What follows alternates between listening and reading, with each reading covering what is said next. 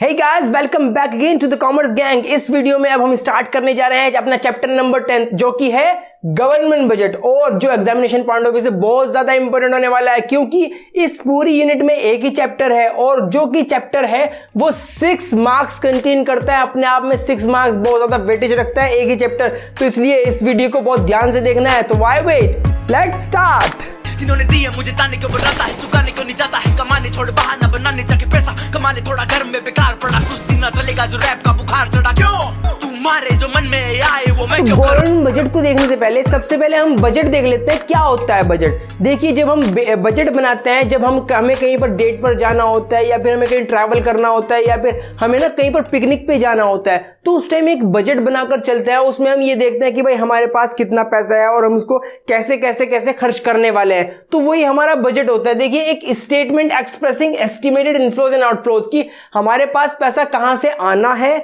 और कहां कहां हम खर्च करने वाले हैं, उसका एक एस्टिमेशन लगाना जो होता है, एक अनुमान लगाना जो होता है, वही हमारा बजट कहलाता है। तो ये तो बजट हो चुका है। अब गवर्नमेंट भी ऐसे ही बजट प्रिपेयर करती है। जो गवर्नमेंट बजट प्रिपेयर करती है वो भी सेम स्टेटमेंट बनाती है, और वो कौन बनाती है? गवर्नमेंट बनाती है। देखिए, statement prepared by the government showing estimated receipt and estimated expenditure. यहां पर रिसीट एंड एक्सपेंडिचर, गवर्नमेंट अपने रिसीट का, अपने जहां से उसको इन्फ्लो होने वाला है, जहां से उसको इनकम होने वाली है, उसका एक एस्टिमेशन लगाती है, और जहां पर वो एक्सपेंडिचर करने वाली है उसका एक एस्टिमेशन लगाती है, और उस एस्टिमेशन को जब वो स्टेटमेंट में कन्वर्ट कर देती है वो आपका गवर्नमेंट बजट कहलाता है, जो कि एक फाइनेंशियल ईयर के लिए होता है, जो कि एक फिस्कल ईयर के लिए प्रिपेयर करती है। जो ये फिस्कल ईयर होता है वो क्या होता है? फिस्कल ईयर जो होता है वो हमारा 1 साल की ड्यूरेशन होती है, जो कि 1 अप्रैल से आपकी 31 मार्च तक होता है। जैसा आपका कैलेंडर ईयर होता है वो कि कल कैलेंडर ईयर 1 जनवरी से आपका 31 दिसंबर तक होता है, ऐसे हमारा फिस्कल ईयर 1 अप्रैल से 31 मार्च तक होता है। और जो बजट प्रिपेयर होता है, देखिए, स्टेट गवर्नमेंट भी होती है और आपकी सेंट्रल गवर्नमेंट भी करती है। जो स्टेट गवर्नमेंट करती है वो भी गवर्नमेंट बजट कहलाता है, मगर जो सेंट्रल गवर्नमेंट प्रिपेयर करती है वही हमारा मेन गवर्नमेंट बजट होता है, और उसी गवर्नमेंट बजट को हम यूनियन बजट कहते हैं। यूनियन बजट, क्योंकि ये हमारा कौन प्रिपेयर कर रही है? यूनियन गवर्नमेंट प्रिपेयर कर रही है, जो कि हमारा सेंट्रल गवर्नमेंट है। और इसको पेश कौन करता है, कौन प्रेजेंट करता है? इंडिया के अंदर पार्लियामेंट में इसको हमारे फाइनेंस मिनिस्टर पेश करते हैं, प्रेजेंट करते हैं। और वो कब पेश करते हैं? 1 फरवरी, फरवरी की 1 तारीख को वो प्रेजेंट किया जाता है पार्लियामेंट में हमारे फाइनेंस मिनिस्टर के द्वारा। ये हमारा क्या कहलाता है? ये हमारा यूनियन बजट, गवर्नमेंट बजट कहलाता है। ध्यान रखने वाली बात ये है, ये जो है ना, ये सारा का सारा एस्टिमेशन है, इसमें एक्चुअल फिगर नहीं आती है, एक्चुअल का कोई काम नहीं होता है, सिर्फ इसमें एस्टिमेशन लगा दिया जाता है। क्यों? क्योंकि ये जो बजट होता है वो हमारे आने वाले टाइम के लिए होता है, नेक्स्ट फिस्कल ईयर, जो अपकमिंग फिस्कल ईयर है उसके लिए प्रिपेयर करती है गवर्नमेंट, ना कि जो लास्ट ईयर चला गया है हमारा उसके लिए नहीं होता है बिल्कुल भी। तो ये गवर्नमेंट बजट हो गया। अब इसके हम ऑब्जेक्टिव्स पर आते हैं। क्या ऑब्जेक्टिव है, क्या उद्देश्य है? हमारी गवर्नमेंट जो बजट पेश करती है, बजट बनाती है, उसके क्या क्या ऑब्जेक्टिव है? तो सबसे पहला ऑब्जेक्टिव है आपके लिए कि ये reallocation of resources. Reallocation of resources क्या होता है? देखिए, गवर्नमेंट क्या करती है, अपने रिसोर्सेज को इस तरीके से रीएलोकेट करने की कोशिश करती है ताकि मैक्सिमम लोगों का बेनिफिट हो जाए। किस तरीके से? देखिए, एक इकोनॉमी के अंदर 2 सेक्टर होते हैं, या तो प्राइवेट सेक्टर या फिर हमारा गवर्नमेंट सेक्टर। ठीक है, अब क्या होता है, प्राइवेट सेक्टर वही काम करती है जिसमें उसको मैक्सिमम बेनिफिट हो, प्रॉफिट मैक्सिमाइजेशन उसका मेन मोटिव होता है। और गवर्नमेंट सेक्टर का मोटिव क्या होता है कि वो सारे वही काम करती है जिसमें सोशल वेलफेयर हो, it is of social importance. वो सारे काम पब्लिक के वेलफेयर के लिए करती है, पब्लिक की भलाई के लिए करती है। तो अब अगर गवर्नमेंट को कोई प्रोजेक्ट पास करना है, एग्जांपल लेके चलते हैं हमारा वाटर डिस्ट्रीब्यूशन सप्लाई, जैसे वाटर डिस्ट्रीब्यूशन सिस्टम होता है ना, किसी भी एरिया में वाटर का डिस्ट्रीब्यूशन करना, तो अब गवर्नमेंट को अगर ये प्रोजेक्ट लगाना है, प्राइवेट सेक्टर को ये प्रोजेक्ट देना है, तो अब क्या करेगी गवर्नमेंट कि सबसे पहली बात ये जान लो कि प्राइवेट सेक्टर अगर ये वाला प्रोजेक्ट लेगी तो वो क्यों लेगी भाई? अगर वाटर डिस्ट्रीब्यूशन सिस्टम है उसमें क्या मिलेगा? टैक्स मिलेगा, और टैक्स कितना होता है? इतना मिनिमम सा टैक्स होता है, और उसमें से भी आधे लोग टैक्स पे करते हैं, आधे लोग टैक्स पे नहीं करते हैं। तो इसलिए प्राइवेट सेक्टर इन चीज़ों को कभी भी, इस ऐसे प्रोजेक्ट कभी भी अंडरटेक नहीं करेगा। तो उसमें गवर्नमेंट क्या करेगी कि इस प्रोजेक्ट को लगाने के लिए प्राइवेट सेक्टर को क्या प्रोवाइड करेगी, भी वो टैक्स बेनिफिट प्रोवाइड करेगी या फिर वो है ना कुछ सब्सिडीज प्रोवाइड कर देगी, है ना। तो उससे क्या होगा, वो प्राइवेट सेक्टर जो है ना वो इनकरेज हो जाएगी किसी भी काम को करने के लिए। तो या फिर अगर प्राइवेट सेक्टर अभी भी नहीं ले रहे टैक्स बेनिफिट के बाद, सब्सिडीज के बाद, या फिर गवर्नमेंट फिर उसी अपने ये वाले प्रोजेक्ट को खुद से लगाएगी, खुद से अपना वाटर डिस्ट्रीब्यूशन सिस्टम लगाएगी ताकि मैक्सिमम बेनिफिट हो जाए लोगों का, मैक्सिमम सोशल वेलफेयर हो जाए। तो इसी वजह से क्या करती है, अपने रिसोर्सेज को रीएलोकेट करती है गवर्नमेंट ताकि लोगों का मैक्सिमम बेनिफिट हो जाए, सोशल वेलफेयर ज्यादा से ज्यादा बढ़ जाए। तो हमारा रीएलोकेशन ऑफ रिसोर्सेज के बाद नेक्स्ट पॉइंट आता है reducing inequality in income and wealth. क्या होता है, देखो इंडिया के अंदर दो टाइप के पीपल रहते हैं भाई, या तो बहुत ज्यादा रिच है, या तो रिच पीपल है, या फिर हमारे पास पुअर पीपल है। जो यहां पर पुअर है और यहां पर हमारे रिच हैं, इनके बीच में ये जो गैप है, इस गैप को खत्म करती है गवर्नमेंट। कैसे खत्म करेगी कि रिच पीपल के ऊपर तो लगाएगी टैक्सेस, हैवी टैक्सेस इंपोज कर देगी रिच पीपल के ऊपर, और जो यहां से पैसा कलेक्ट होगा उसको सब्सिडीज के तौर पर किसको प्रोवाइड कर देगी, हमारे पुअर पीपल को प्रोवाइड कर देगी, ताकि जो ये इनके बीच का जो गैप है, इनइक्वालिटी है, ये रिड्यूस हो सके। देखिए इसे कहते हैं reducing inequality in income and wealth. अपने बजट में कुछ टैक्सेस इस तरीके से पेश करेगी ताकि रिच पीपल पे ज्यादा टैक्स लगाए और पुअर पीपल को ज्यादा से ज्यादा सब्सिडीज प्रोवाइड करे ताकि वो मैक्सिमम बेनिफिट हो जाए लोगों का। नेक्स्ट आता है इकोनॉमिक स्टेबिलिटी। ये बहुत इंपॉर्टेंट पॉइंट है और इसको बहुत ध्यान से समझना है आपको। इकोनॉमिक स्टेबिलिटी, देखो इकोनॉमी है हमारी कंट्री की, एक इकोनॉमी जो हमारी कंट्री है वो कब स्टेबल रहेगी, जब वहां पर प्राइसेस स्टेबल रहेंगे, वहां पर प्रोडक्शन लेवल की जो है वो स्टेबिलिटी रहेगी। जहां पर प्राइसेस स्टेबल रहते हैं वहां पर इकोनॉमी स्टेबल आ जाती है। तो अपने बजट में कैसे इकोनॉमी को स्टेबल करेगी गवर्नमेंट, या तो गवर्नमेंट करेगी surplus budget pass, surplus budget, या फिर हमारी गवर्नमेंट करती है डेफिसिट बजट पास। अब इसको ध्यान से समझ लीजिए क्या होता है ये। देखिए इन्फ्लेशन के केस में, इन्फ्लेशन आपको अभी समझाते हैं, इन्फ्लेशन क्या होता है, महंगाई, है ना। और या फिर डिफ्लेशन के केस में, डिफ्लेशन क्या होता है, सस्ताई। अब देखो ध्यान से समझना कि इकोनॉमी को स्टेबल कैसे करती है एक गवर्नमेंट, अपने बजट के थ्रू। अपने बजट के थ्रू क्या होता है, मार्केट में इन्फ्लेशन है, इन्फ्लेशन का मतलब ये होता है कि एग्रीगेट डिमांड ज्यादा हो रही है और एग्रीगेट सप्लाई कम है, लोगों के पास पैसा है इसलिए वो लोग डिमांड कर रहे हैं। तो उस केस में क्या करेगी गवर्नमेंट, सरप्लस बजट पास कर देगी। सरप्लस बजट, सरप्लस का मतलब क्या होता है, उस टाइम गवर्नमेंट अपनी जो रिसीट होती है वो ज्यादा दिखा देगी और एक्सपेंडिचर अपने कम करेगी।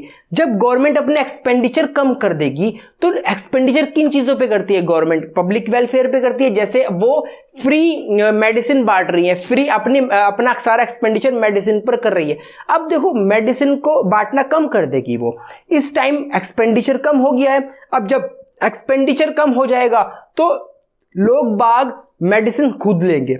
जब लोग बाग मेडिसिन खुद लेंगे तो उनका एक्सपेंडिचर बढ़ेगा, उनका एक्सपेंडिचर अननेसेसरी चीजों पे बढ़ जाएगा, नेसेसरी चीजों पे नहीं होगा। तो जब उनका एक्सपेंडिचर बढ़ जाएगा, लोग बाग डिमांड ऑटोमेटिकली कम कर देंगे क्योंकि उनका सारा पैसा मेडिसिन वगैरह चीजों में खर्च हो रहा है वो, और दूसरी चीजों की डिमांड, अननेसेसरी चीजों की डिमांड नहीं करेंगे। इसलिए क्या हो जाएगा, डिमांड कम हो जाएगी, मार्केट से इन्फ्लेशन ऑटोमेटिकली करेक्ट हो जाएगी, ऑटोमेटिकली कंट्रोल हो जाएगी। इस तरीके से क्या करता है, इन्फ्लेशन के केस में सरप्लस बजट पास करके गवर्नमेंट इन्फ्लेशन को कंट्रोल कर लेती है। ऐसे ही डिफ्लेशन के केस में करती है। डिफ्लेशन के केस में क्या करेगी भाई, अब देखिए एक एग्जांपल देते हैं इसको भी। डिफ्लेशन में क्या होगा, मान लीजिए गवर्नमेंट की जो यहां पर रिसीट है ना वो अपनी कम पेश करेगी और हमारा जो गवर्नमेंट की एक्सपेंडिचर है वो ज्यादा हो जाएगा। जब एक्सपेंडिचर ज्यादा होता है तभी तो डेफिसिट बजट आता है। अब देखो ध्यान से सुनना, एक्सपेंडिचर इस टाइम ज्यादा कर रही है। जब एक्सपेंडिचर ज्यादा करेगी गवर्नमेंट तो वो किस चीज पर करेगी, पब्लिक के वेलफेयर पर करेगी। पब्लिक के वेलफेयर का मतलब रोड बनवाएगी, डैम्स बनवाएगी, ब्रिजेस बनवाएगी, बहुत सारी चीजें कंस्ट्रक्शन होगी मार्केट में। जब एक्सपेंडिचर करेगी गवर्नमेंट इन चीजों पे तो इससे क्या होगा, इससे लोगों को एम्प्लॉयमेंट मिलेगा। लोगों को एम्प्लॉयमेंट मिलेगा तो लोगों के पास क्या आएगा, लोगों के पास पैसा आएगा। जब लोगों के पास पैसा आएगा तो मार्केट में डिमांड ऑटोमेटिकली बढ़ जाएगी। जो जब डिमांड बढ़ जाएगी तो ऑटोमेटिकली जो डिफ्लेशन है, सस्ताई है, जिसे हम कहते हैं सस्ताई, लोगों के पास पैसा नहीं है तो वो ऑटोमेटिकली सस्ताई की जो सिचुएशन है, डिफ्लेशन की सिचुएशन है, वो ऑटोमेटिकली करेक्ट हो जाएगी। तो होपफुली ये आपको समझ में आ गया होगा कि इन्फ्लेशन के केस में सरप्लस बजट पास करती है, सरप्लस बजट पास करने के बाद उसका एक्सपेंडिचर अपने कम कर देती है, एक्सपेंडिचर कम कर देती है तो लोगों के पास पैसा नहीं आता है, लोगों के पास पैसा नहीं आता, ऑटोमेटिकली लोगों की डिमांड कम हो जाएगी और इन्फ्लेशन कंट्रोल हो जाएगी। और डेफिसिट बजट क्या कब पेश करती है? डिफ्लेशन के केस में सस्ताई जब हो जाती है तो उसमें हमारे एक्सपेंडिचर इंक्रीज कर देगी। जब एक्सपेंडिचर इंक्रीज करेगी, पब्लिक वेलफेयर के लिए एक्सपेंडिचर होता है, तो लोगों के पास पैसा आएगा, लोगों के पास पैसा आएगा तो ऑटोमेटिकली डिमांड वो ज्यादा कर देंगे। एग्रीगेट डिमांड की बात कर रहे हैं क्योंकि हम मैक्रो इकोनॉमिक्स पढ़ रहे हैं, तो एग्रीगेट डिमांड ज्यादा हो जाएगी तो ऑटोमेटिकली डिफ्लेशन कंट्रोल में आ जाएगी। इस तरीके से जो बजट पेश करती है गवर्नमेंट, उससे इकोनॉमी को स्टेबल कर देती है। तो ये थर्ड पॉइंट हो गया हमारा। फोर्थ पॉइंट पर आता है मैनेजमेंट ऑफ पब्लिक एंटरप्राइज। देखिए मैनेजमेंट ऑफ पब्लिक एंटरप्राइज ये बहुत सिंपल सा पॉइंट है। पब्लिक एंटरप्राइज कौन सी होती है? जो पब्लिक सेक्टर की कंपनीज होती है, गवर्नमेंट की कंपनीज होती है, जैसे ओएनजीसी, रेलवेज, बीएचईएल, गेल, सेल, ये सब होती है हमारी कंपनीज। अब गवर्नमेंट अपने बजट में इनको क्या करती है? मैनेज करती है। ये पेश कर देती है कि भाई इस साल हम बीएसएनएल में 500 करोड़ रुपए लगाने वाले हैं, ताकि इन्वेस्ट करने वाले हैं, ताकि क्या होगा, ताकि हमारा जो है पब्लिक, जो हमारा ये वाला सेक्टर है पब्लिक सेक्टर, इसका अच्छा सा मेंटेनेंस हो जाए, इसका मैनेजमेंट हो जाए। तो इस तरीके से मैनेज कर देती है अपने बजट के थ्रू पब्लिक सेक्टर को, सारी पब्लिक सेक्टर की कंपनीज को। नेक्स्ट पॉइंट आता है इकोनॉमिक ग्रोथ। ये अच्छा पॉइंट हुआ है ये कि इकोनॉमिक ग्रोथ, इकोनॉमी कब ग्रो करेगी? देखिए एक इकोनॉमी के अंदर जो सेविंग एंड इन्वेस्टमेंट रेट होता है वही हमारा क्या करता है, वही हमारा एक इकोनॉमी को ग्रो करने में मदद करता है और एक इकोनॉमी को ग्रोथ को मेजर करता है। कैसे मेजर करता है? आप अगर ज्यादा सेव करोगे और उस सेविंग को अपने कहीं पर इन्वेस्ट कर दोगे जाकर, तो उससे आपकी ग्रोथ होगी, उससे आपका लाइफस्टाइल इंप्रूव होगा, अच्छा होगा, क्योंकि आप इन्वेस्ट कर रहा है तो वहां से पैसा आएगा तो आप उसको और जगह इन्वेस्ट करके ज्यादा पैसा कमा सकते हो। इसलिए इकोनॉमी को ग्रोथ करने में हमारी जो है गवर्नमेंट बजट पेश करती है जब, तो गवर्नमेंट बजट के थ्रू इकोनॉमी को ग्रो करती है अपनी सेविंग एंड इन्वेस्टमेंट के थ्रू, कि आप अपने सेविंग करो और उससे इन्वेस्ट करो, या फिर गवर्नमेंट अपने इन्वेस्टमेंट करती है, या फिर आपको इन्वेस्ट करने के लिए इंकरेज करती है, सेविंग करने के लिए इंकरेज करती है, ताकि आप शेयर मार्केट में पैसा लगाओ और आपकी ग्रोथ हो जाए, आपके पास थोड़ा बहुत पैसा अच्छा सा आ जाए। और इसीलिए अगर आपकी ग्रोथ होगी तो इकोनॉमिक ग्रोथ तो ऑटोमेटिकली हो जाएगी। तो ये फिफ्थ पॉइंट। और लास्ट पॉइंट हमारा रीजनल, देखिए रिड्यूसिंग रीजनल डिस्पैरिटी, ये भी बहुत ज्यादा इजी पॉइंट है। क्या है इसके अंदर? रिड्यूसिंग रीजनल डिस्पैरिटीज का मतलब, सबसे पहले समझ लीजिए रीजनल का मतलब कोई भी पर्टिकुलर एरिया। अब दो टाइप के एरिया मैं मान के चलता हूं, ये एक एरिया ये है, एक एरिया ये है। ये जो एरिया है ये बहुत अच्छा एरिया है, यहाँ पर लाइफस्टाइल भी लोगों का अच्छा है, बहुत अच्छा यहाँ पर फूल पल रहे हैं। इसका मैं कह देता हूँ कि ये एरिया है जहाँ पर फर्टाइल सोयल है, जहाँ पर मैक्सिमम इंडस्ट्रीज लगाई जा रही हैं और यहाँ पर बहुत सारी इंडस्ट्रीज ऑलरेडी हैं। तो यहाँ पर लोगों को एम्प्लॉयमेंट भी मिलेगा और जो लोग खेती बाड़ी पर हमारे डिपेंड है, जो कि एग्रीकल्चर पर डिपेंड है, उनको भी बहुत अच्छा आउटपुट मिल रहा होगा क्योंकि यहाँ की सोयल भी फर्टाइल है। मगर जो दूसरा एरिया है जो कि इकोनॉमिकल बैकवर्ड एरिया है, वहां पर ना तो इंडस्ट्री है हमारी, ना तो इंडस्ट्रीज है हमारी, ना वहां की जो सोयल है वो भी फर्टाइल नहीं है। तो अब इस केस में क्या होगा, अपने बजट के थ्रू गवर्नमेंट क्या करेगी कि इस एरिया के अंदर कुछ इंडस्ट्रीज अपनी लगाएगी और इस एरिया के लोगों को एम्प्लॉयमेंट अपॉर्चुनिटीज प्रोवाइड कराएगी, ताकि क्या होगा कि जो रीजनल डिस्पैरिटीज हैं, जो विभिन्नताएं हैं, कि एक रीजन तो बहुत ज्यादा अच्छा हो रहा है और जो दूसरा रीजन है उसके अंदर जो है ना वो क्या हो रहा है, वहां पर बहुत ज्यादा एम्प्लॉयमेंट भी नहीं है, वहां के लोगों का लाइफस्टाइल भी इतना अच्छा नहीं है, स्टैंडर्ड ऑफ लिविंग भी बहुत ज्यादा इंप्रूव नहीं हो पा रहा है। तो क्या हो रहा है, वहां पर ये अपनी इंडस्ट्रीज लगाकर वहां के लोगों को एम्प्लॉयमेंट अपॉर्चुनिटीज प्रोवाइड कराकर वहां के लोगों का थोड़ा स्टाइल अच्छा कर देगी, स्टैंडर्ड मेंटेन करेगी, लोगों के पास पैसा आएगा, एम्प्लॉयमेंट आएगा, तो वो लोग उनसे थोड़ा बहुत जाकर एग्रीगेट डिमांड भी इंप्रूव हो जाएगी मार्केट में। तो इस तरीके से ये जो एरिया है इस एरिया का क्या करती है गवर्नमेंट, इस एरिया को ज्यादा अच्छा कर देती है, इकोनॉमिकल बैकवर्ड रीजन को थोड़ा स्टैंडर्ड मेंटेन करती है वहां का अपने बजट के थ्रू। इस तरीके से रीजनल डिस्पैरिटीज को खत्म कर देती है कि ये एक एरिया ज्यादा अच्छा नहीं होना है और दूसरा एरिया फिर ज्यादा खत्म नहीं हो पाएगा, उसमें फाइनेंशियली थोड़ा मदद कर देती है गवर्नमेंट। तो हमारे 6 के 6 पॉइंट ये क्लियर हो गए गवर्नमेंट बजट के ऑब्जेक्टिव्स का आपके पूरे हो चुके हैं। अगर आपको वीडियो पसंद आए तो वीडियो को लाइक करना मत भूलिएगा और चैनल को सब्सक्राइब जरूर कर दीजिएगा।